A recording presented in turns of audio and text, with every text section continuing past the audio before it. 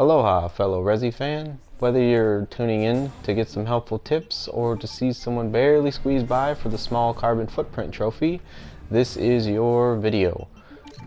I'm just finishing up my final segment here with the last boss fight to get the trophy as well as the record for the in-game content. Again, that is the small carbon footprint.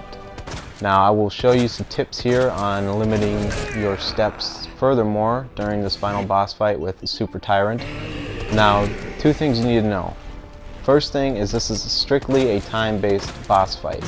Obviously, the more damage you inflict on him, the quicker you get to the animation where Ada throws down the rocket launcher, which is actually the only way to kill him.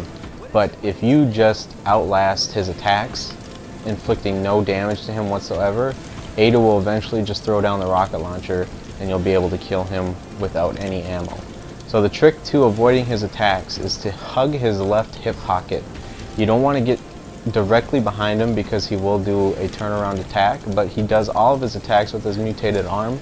So as soon as he turns around to face you, you just kind of keep waltzing around with him and hugging that left hip pocket, staying off to the side more than directly behind him.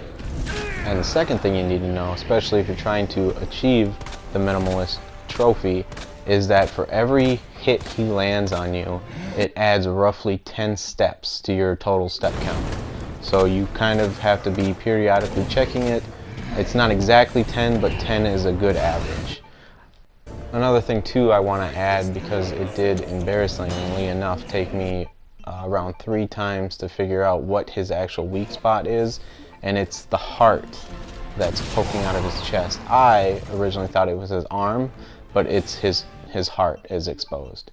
So while you watch me count up these steps here, I count up 33, so that gives me exactly 13,995. So I do confess it's not exactly 14,000, but coming within 5 and actually getting it is pretty damn impressive. So I'm going to take this opportunity now to cover 3 pieces of rant. Okay, my first is with all of these reviewers who are giving credit and props to this game for its fucking graphics and its realism, its realisticness with the blood and the organs and all the sound effects and all that shit. Fuck that. Gameplay is what we want, especially in the remake. Nail the gameplay. Don't switch up shit for your own sake, alright? Gameplay is at the core of games, just like acting is at the core of movies.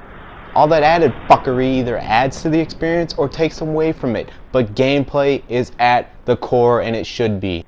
The second piece is again for these reviewers. I'm a fucking hardcore, die-hard Resi fan, especially Resident Evil 2. Now, I know for a goddamn fact that first run and second run are almost identical. There is generously a 2% difference, otherwise everything is the fucking same. Item placement, puzzles, fucking everything. Story, I kid you not, all the same. Anyone who tries to say otherwise is a fucking idiot.